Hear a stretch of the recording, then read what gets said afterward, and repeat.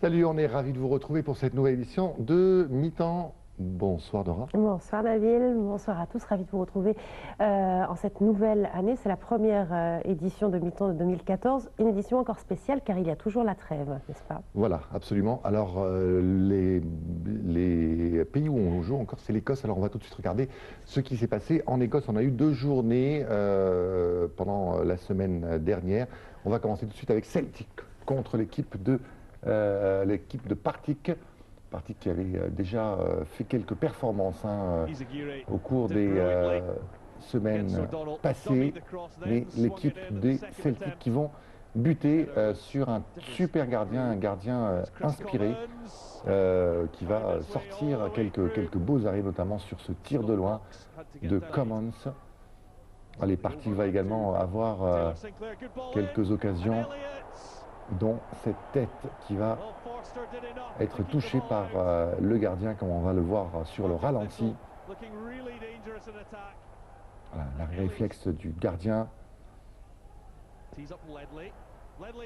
Et à la 39e minute, c'est Ledley qui va ouvrir le score pour les Verts et Blancs du Celtic.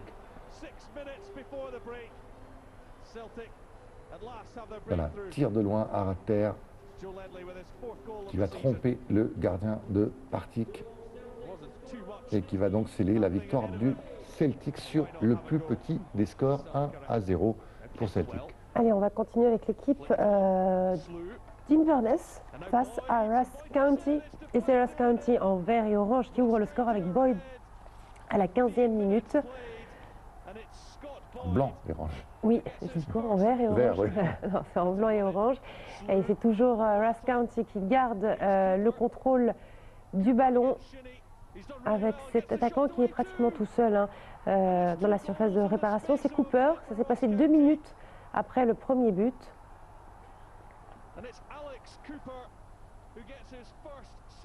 Voilà, 17 minutes déjà, 2 buts pour les visiteurs, l'équipe de Ross County.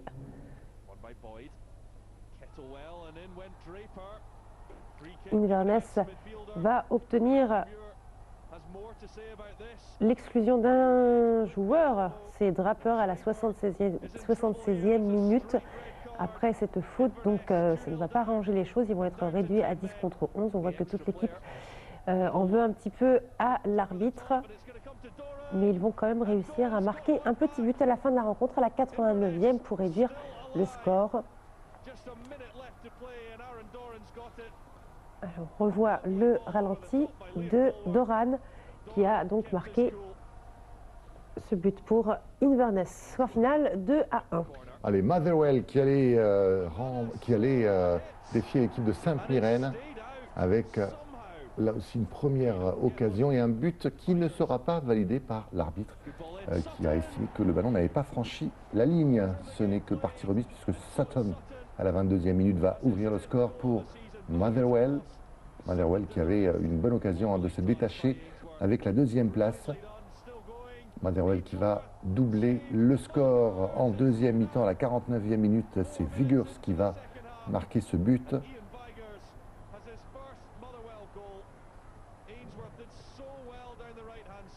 Le gardien qui relâche le ballon et Vigurs qui est là pour rattraper.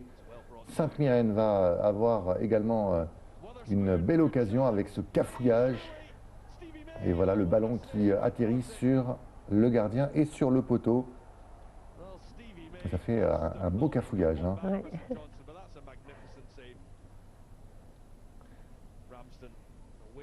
On est toujours en 2e mi-temps, 73e minute maintenant. Et c'est Ainsworth qui va marquer le 3e but de Motherwell.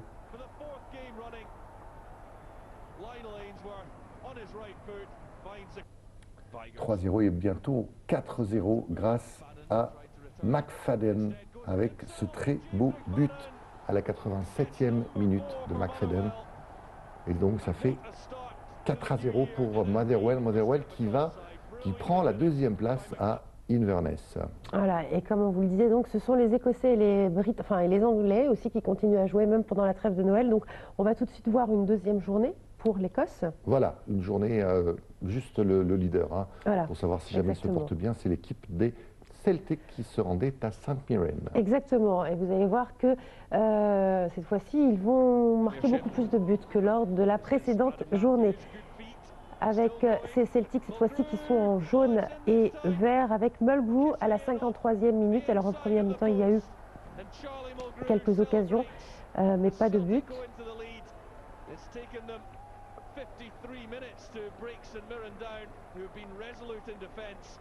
Le ralenti du but de Mulgrew. Là aussi, il y avait un petit cafouillage devant les buts de St Mirren.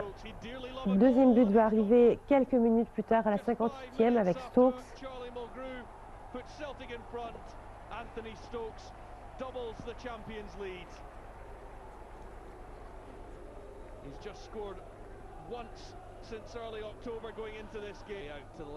Et toujours rien du côté de St Mirren, mais encore des buts du côté des Celtics avec Commons à la 70e minute.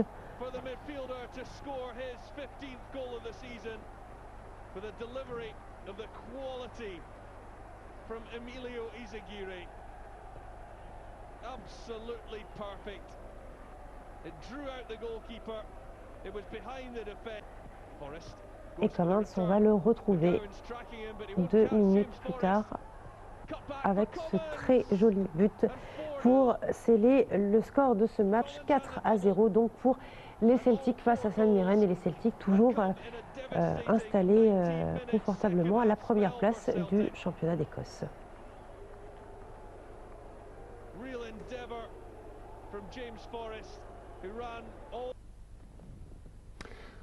On va aller maintenant faire un tour en Angleterre. On jouait la coupe. Oui. Alors, on n'a pas le droit de diffuser le championnat, mais la coupe, cette fois avec l'équipe de Chelsea. Alors, une coupe, bien sûr, tous les grands sont passés, sauf Manchester United, qui a perdu à domicile face à Swansea. On va voir l'équipe de Chelsea face à l'équipe de Derby County. Et en première mi-temps, l'équipe de Chelsea va avoir une très belle occasion avec ce tir.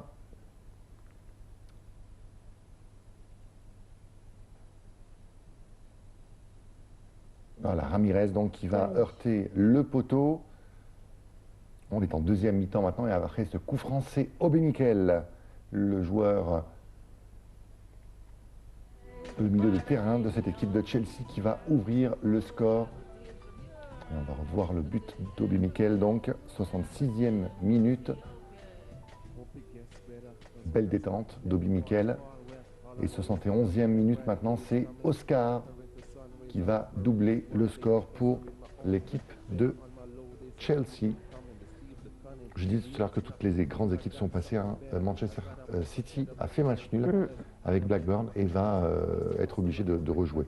Sinon, ça passe pour Arsenal, pour Chelsea, pour Liverpool également. Voilà donc le deuxième but d'Oscar et cette victoire pour l'équipe de Chelsea. Allez, autre coupe également, c'est la Coupe de France. Là aussi, nous avons sélectionné un match. C'est l'équipe de Nice qui sort avec un joueur à terre du côté de Nice qui va après se relever, et ce but donc de Digard à la 8e minute. Voilà, le gardien s'est fait lober en fait. Voilà, il était beaucoup trop à l'extérieur. Ouais. Voilà.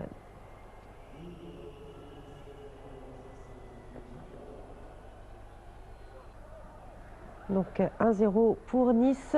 Et dans les dernières minutes de la rencontre, à la 88e, ils vont doubler le score avec Bruls. 2-0 donc pour l'équipe de Nice.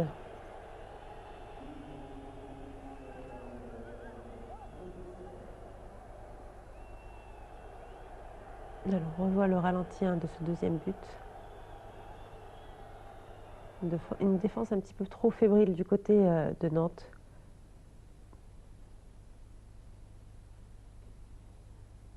Et surtout un bon dribble de Bruls, joueur belge.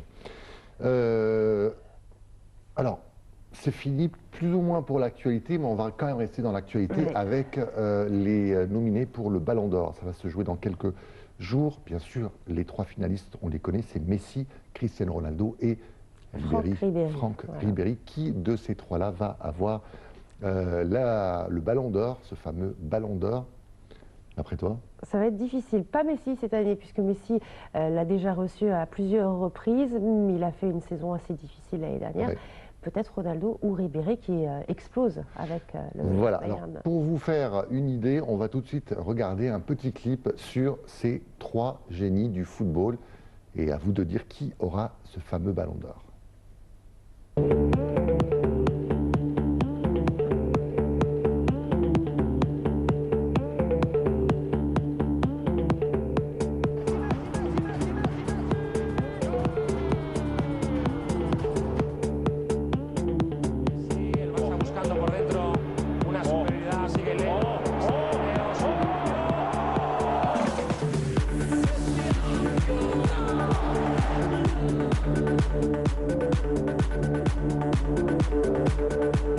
Buscando el pase en profundidad para Leo Messi. Ahí va Messi, se va a meter en el área. Sigue Leo, sigue Leo.